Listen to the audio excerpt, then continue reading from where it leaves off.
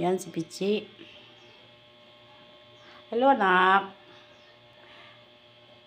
Anong gagawin mo? Lapit ka na lapit sa akin. Puro ka mama.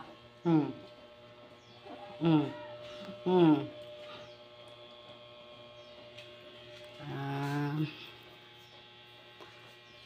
Pasimula na naman ang araw. Maglilinis na naman. Medyo malinis-linis na po. Umpisa lang ako kanina maglinis eh. Pinifish.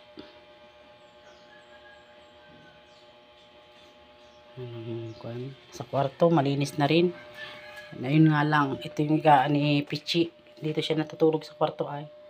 Yan o. Tapos yung aking bra, hindi ko pa ito pati sa aircon nasaksakan na hindi ko pa nakukuhan. Yan. Maliit lang pong ito na yung kwarto. Medyo naglinis-linis na ng konti. Nalinis ko na. Nalinis-linis na ako na dito. Sobrang init sa labas, guys.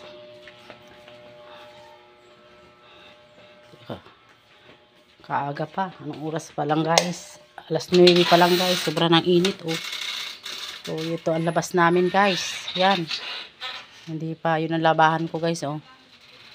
Hindi pa, oh. Yan ang labas ko. Bigyan natin yan. Yan. Ayan, oh. Tinampo. Papunta na yan doon sa labasan, sa tulay. Sa barangay namin. Yung aking snake plant itatanim ko sa, hindi ko alam kung saan ko itatanim, wala pa akong pot. Kalat masyadong makalat pa. Ito. Sobrang init. Yan, mga